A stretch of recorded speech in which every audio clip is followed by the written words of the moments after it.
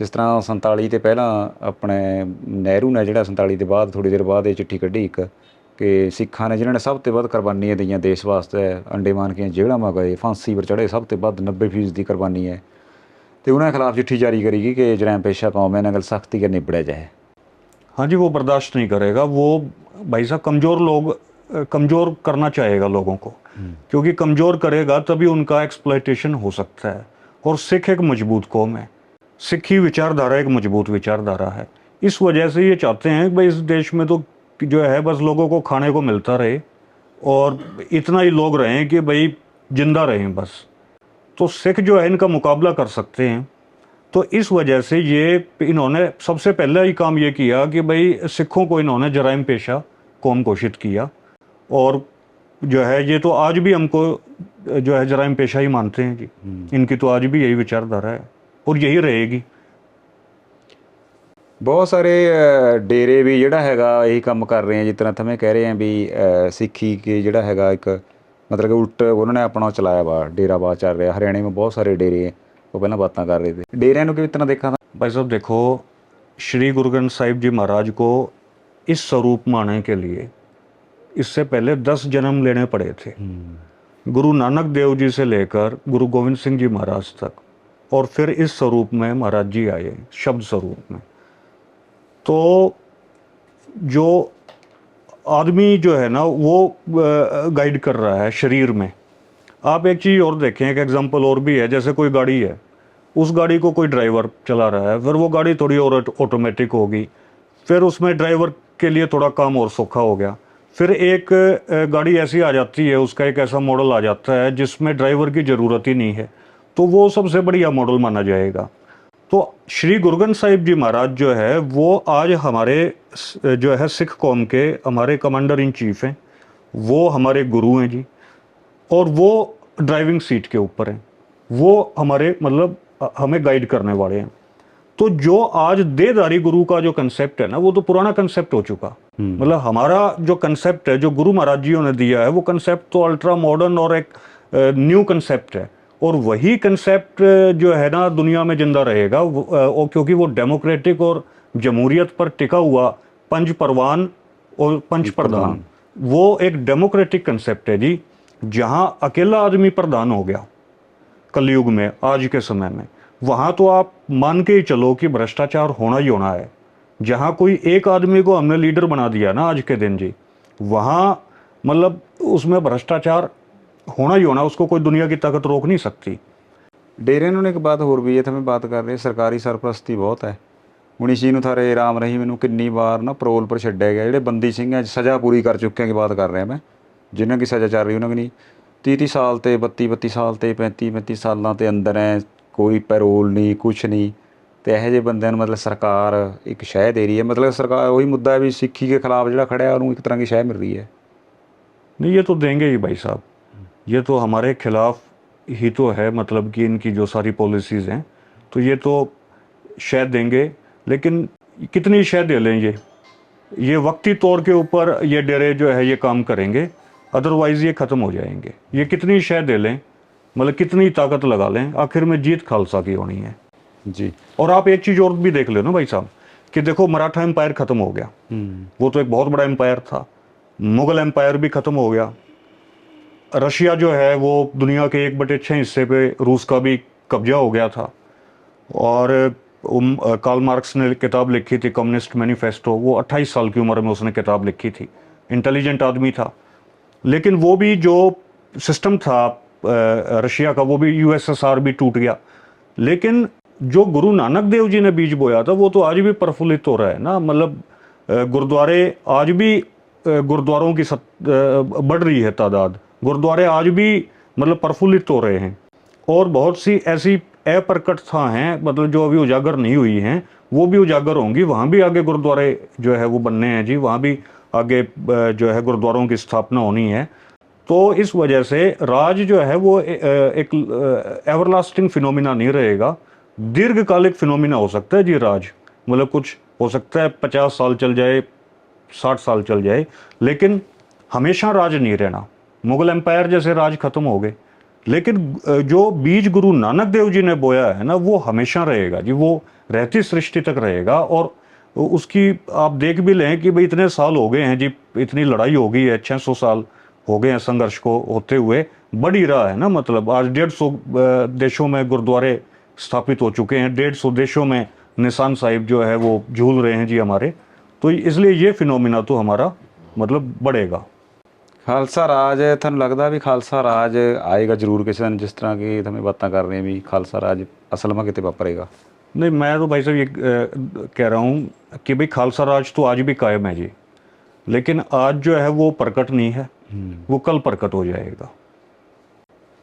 ਮੈਂ ਨਾ ਜਦ ਕਿਸਾਨੀ ਕੋਲ ਜਾ ਰਿਹਾ था ਆਪਣੇ ਦਿੱਲੀ, ਬਹੁਤ ਸਾਰੇ ਜਾਟ ਜਿਹੜੇ ਉੱਥੇ ਇੱਕ ਚੈਨਲ ਪਰ ਕਹਿ ਰਹੇ ਤੇ ਕਿ हमें ਅੱਜ ਤੇ ਬਾਅਦ ਜਿਹੜਾ ਹੈਗਾ ਵੀ ਗੁਰਦੁਆਰਾ ਸਾਹਿਬ ਹੀ ਜਾएंगे और जो भी भेटा या कुछ भी करना उत्थे दे के आएंगे। तो जाट कहाँ भी एक दिन हमें चाहे देर कि नहीं लगे, मैनू नहीं पता, बंदा कह रहा था सिक्खी के विच आएंगे क्योंकि हमारा मूल जोड़ा है सिक्खी है।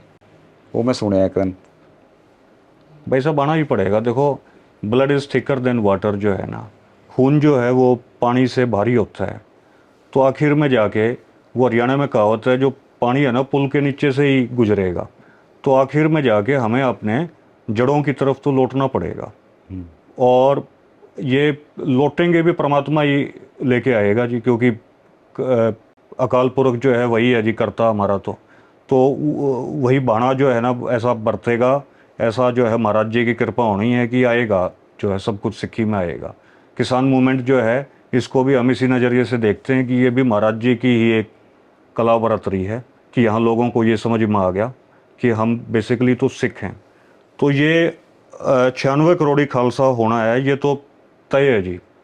अब इसमें ज़्यादा वक्त भी मुझे नहीं लगता कि जो है लगेगा, क्योंकि जो एक्सप्लॉइटेशन जो बढ़ रहा है ना, जो एट्रोसिटीज़ बढ़ रही हैं, वो एट्रोसिटीज़ जो बढ़ रही हैं, जो अत्याचार गवर्नमेंट का बढ़ रहा है, वो जो है पूरे जो बेल्ट है हमारी, खासकर नॉर्थ इंडिया की, इसको तो धकेल रहा है जी सिक्खी की तरफ।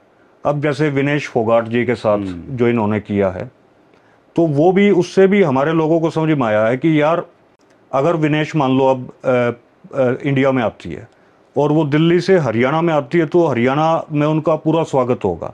लेकिन अगर हरियाणा से वो जो है जाती है पंजाब में, तो पंजाब में विनेश का स्वागत जो है दरबार साहब तक अगर वो जाती हैं, श्री अमृतसर तक जाती हैं माथा टेकने के लिए, तो विनेश का स्वागत हरियाणा से भी ज़्यादा होना है। वो तो एक गोल्ड मेडल छोड़ दो, वो तो पूरी हमारी कौम जो है सिख कौम उसे सोने में तोल देगी अगर वो दरबार साहब की तरफ बढ़ती है तो। और पूरा उसका स्वागत होना, हरियाणा से ज़्यादा प्यार प्रेम विनेश को पंजाब की तरफ मिलेगा जी। लेकिन अगर वही विनेश अगर अयोध्या में जाए, राम मंदिर की तरफ जाए, तो वहाँ एक भी साधु ऐसा नहीं होगा जो उसके स्वागत में खड़ा हो। एक भी वहाँ आदमी ऐसा नहीं होगा उस पूरी रोड के ऊपर जो विनेश के स्वागत में खड़ा हो। उल्टा जो अयोध्या के जो संत हैं उन्होंने तो ब्रजभूषण का ही समर्थन किया है। तो अब ये हमारे लोगों को बात समझ में आने लग गई है, भाई कौन सा जो सड़क है ना वो हमारे फायदे की है, कौन सा जो रास्ता है वो हमारे फायदे का है। हम जो रास्ता श्री अमृतसर साहिब जाता है वो रास्ता तो हमारा है, वो रास्ता तो हमारे अपने लोगों का है।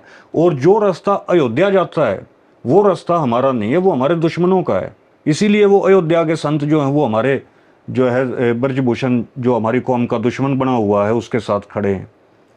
तो जितना एट्रोसिटीज़ बढ़ेंगी, जितना तीर लागेगा जी, उतना ही रोष जागेगा, उतना ही जो है सिक्खी प्रफुल्लित होगी, उतना ही हम लोग सिक्खी की तरफ मुड़ेंगे, उतना ही हमारे लोगों को वो बात समझ में आएगी जो सर छोटू राम जी कहते थे कि है भोले जमींदार तू मेरी दो बात मान ले, एक ले बोलना सीख, दूसरा दुश्मन पहचान ले। उतना ही हमारे लोगों को दुश्मन की समझ पैदा होगी। तो इसलिए ये तो सोच रहे हैं हम इनको दबा लेंगे, इनको ये नहीं पता कि यार ये लोग तो बढ़ रहे हैं अब दरबार साहब की तरफ, ये लोग तो बढ़ रहे हैं अब सिक्खी की तरफ। ਪਰ ਫਿਰ ਇੱਕ ਹੋਰ ਵੀ ਉਹ ਚਲਾਦੇ ਆ ਨਾ, ਜਦੋਂ ਕਦੇ ਪੰਜਾਬ ਹਰਿਆਣਾ ਇਕੱਠੇ ਹੋਏ ਤੇ ਨਾ ਕਿਸਾਨੀ ਘੋਲ ਕੇ ਵਿੱਚ ਇਕੱਠੇ ਹੋਏ ਤੇ ਕਿ SYL ਵਾਲਾ ਮੁੱਦਾ, ਕਦੇ ਬੋਲੀ ਵਾਲਾ ਮੁੱਦਾ, ਕਦੇ ਜਾਟ ਔਰ ਜੱਟ ਵਾਲਾ ਮੁੱਦਾ, ਬੜੇ ਮੁੱਦੇ ਆ ਉਹਨਾਂ ਕੋਲ। ਫਿਰ ਉਹ ਛੱਡਦੇ ਆ ਤੇ ਬੰਦੇ ਭੰਬਲ ਭੁੱਸੇ ਪੈ ਜਾ ਵੀ ਅੱਛਾ ਯਾਰ ਲਹਿਦਾ ਹੈ। ਇਸ ਤਰ੍ਹਾਂ ਉਹ ਮੈਂ ਦੱਸਿਆ ਨਾ ਪਹਿਲਾਂ ਆਪਣੀ ਬਾਤ ਹੋ ਰਹੀ थी कि ਚਟਾਲਿਆਂ ਕੇ ਟੱਬਰ ਮਾਈ ਦਾ ਉਹ ਕਿਸਾਨੀ ਘੋਲਗੇ ਵਿੱਚ ਪੱਤਰਕਾਰ ਨੇ ਸਵਾਲ ਪੁੱਛਿਆ ਤੇ ਉਹਨੇ ਜਵਾਬ ਬੜਾ ਕਮਾਲ ਤਾ ਕਿ ਹਰਿਆਣਾ ਬਣਿਆ ਤਾਂ ਦਾ ਪੰਜਾਬ ਦਿੱਲੀ ਕੇ ਉੱਪਰ ਚੜਿਆ ਬੈਠੇ ਦਾ। नहीं बिल्कुल सही है। ਕਹਿੰਦਾ ਉਹਨੂੰ ਉੱਪਰ ਤੇ ਪਰਾਂ ਕਰਨੇ ਵਾਸਤੇ ਕਹਿੰਦਾ ਕਿੰਨੇ 250-200 ਕਿਲੋਮੀਟਰ ਚਲੇ ਗਿਆ, ਹਰਿਆਣਾ ਹੈ ਪੰਜਾਬ ਲਹਿਦਾ ਹੈ। ਕਹਿੰਦਾ ਉਹਨਾਂ ਨੇ ਬਹੁਤ ਬੜੀ ਖੇਡ ਵਰਤਾਈ।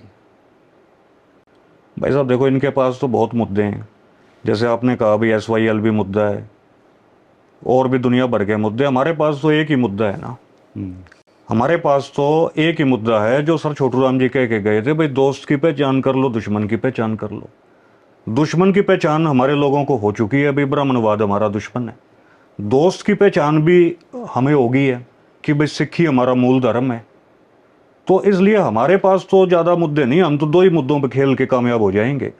और अब हमारे लोगों को है ना रोज समझ में आ रही है कि भाई ये हरियाणा पंजाब का क्यों बंटवारा हुआ, पंजाब को क्यों तोड़ा गया।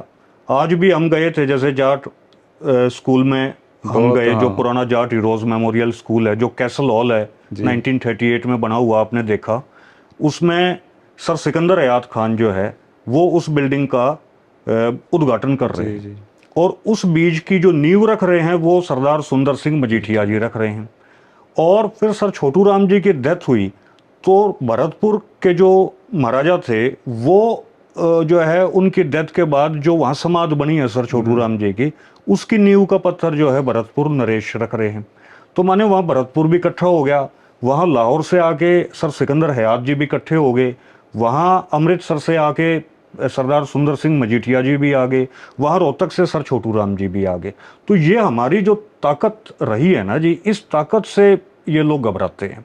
इस ताकत को तोड़ने के लिए इन्होंने 47 में पंजाब को तोड़ा, 1966 में इन्होंने हरियाणा को पंजाब से अलग किया, और आज भी ये हरियाणा पंजाब को अलग अलग इश्यूज पे लड़वाने की कोशिश कर रहे हैं। लेकिन वही बात है जी, काट की हांडी बार बार नहीं चढ़ती। लोगों को समझ में आ गया है कि ये हमें लड़वाने की कोशिश कर रहे हैं, और ये इनकी जो लड़वाने की पॉलिसी थी ना, ये हमने फेल भी कर दी। अभी ये मेवात में दंगा करवाना चाह रहे थे जी पिछले साल, वो मेवात में दंगा भी जो है हरियाणा के लोगों ने नहीं होने दिया। तो अब लोग धीरे धीरे जो है ना इनकी बातें समझ रहे हैं, और रोज समझ रहे हैं। ये सोच रहे हैं ये कामयाब हो रहे हैं, ये सोच रहे हैं भाई एक विनेश को मेडल इन्होंने नहीं लेने दिया तो ये कामयाब हो गए। इनको ये नहीं पता कि भाई एक मेडल जो है ना वो तुमने लेने तो नहीं दिया, लेकिन ये जागृति पूरी कौम के अंदर आ चुकी है, पूरे हरियाणा के अंदर, पूरे राजस्थान के अंदर, पूरे वेस्ट उत्तर प्रदेश के अंदर ये जागृति आई। और ये जो जागृति आई है, इसकी जो निष्पत्ति होनी है, इसका जो एंड होना है, वो आखिर में यही होगा कि सारे खालसा सजेंगे। तो इस वजह से जी इनकी सारी पॉलिसीज जो है ये कुछ भी कर लें, मैं तो यही देख रहा हूँ जी, दास तो यही देख रहा है कि भाई सिक्खी जो है वो प्रफुल्लित हो रही है, और सिक्खी में आकर ही हम लोग जो है कामयाब होंगे। लड़ाई इसी प्लेटफॉर्म से लड़ी जाएगी। 84 ਵਾਪਰਿਆ ਦਿੱਲੀ में बहुत बड़ा कतलेआम होया ਤੇ ਕੋਈ ਸਜ਼ਾ ਨਹੀਂ ਹੋਈ। ਕਮਾਲ ਨਹੀਂ ਹੈਗਾ ਕਿ ਜਿਹੜੇ ਮਤਲਬ ਕਿ ਦੋਸ਼ੀ ਤੇ ਉਹਨਾਂ ਸਰਕਾਰ ਕੇ ਵਿੱਚ ਬੈਠੇ ਤੇ ਅੱਜ ਵੀ ਬੜੀਆਂ ਅਹੁਦਿਆਂ ਪਰ ਹੈ। ਤੇ ਰਾਜੀਵ ਗਾਂਧੀ ਨੇ ਕਿਹਾ था कि बड़ा दरख्त गिरा था धरती हिल रही है। किस तरह लगा सारा कुछ देख के सुन के कि वही एक मतलब कि मानसिकता जी उसमें तो निकला सारा कुछ। हाँ जी, देखो मानसिकता तो इनकी बड़ी जहरीली है। अभी भी जो अपनी विनेश बहन है उसके ऊपर उसकी हार पे खुश हैं ये लोग। बिल्कुल। तो इसी तरीके से बड़ा दरख्त गिरा तो वो धरती हिली है, वो भी इनके जो है दिमाग में बातें थी। तो ये तो हमारी कौम से दुश्मनी रखते ही हैं जी, लेकिन हम लोग नहीं पहचान रहे। मतलब हम तो अपने आप को मुर्गा बनाकर जो है ना, और अपना चिकन बना के भी इनको प्लेट में रख के खिला देंगे ना, तब भी ये लोग हमारे नहीं होने। अच्छा, हमारी लड़ाई मान लो मुसलमानों से थी, हमारी आमने सामने की लड़ाई थी मान लो, लेकिन ये तो पीठ पे वार कर रहे हैं ना जी। तो पीठ पे वार करना तो गलत है ना भाई। कुश्ती का खेल है भाई, आमने सामने लड़ो। ये क्या मतलब हुआ कि उसका रात को तो जो है वेट उसका ठीक था, सुबह उठा तो उसका 100 ग्राम वेट बढ़ गया। अच्छा, उस पर कोई स्टैंड भी नहीं ले रहे। तो ये लोग जो है भाई साहब, ये तो हमारे खुले हुए दुश्मन हैं। हमारी कौम इस चीज़ को कब समझेगी, असल बात वो है।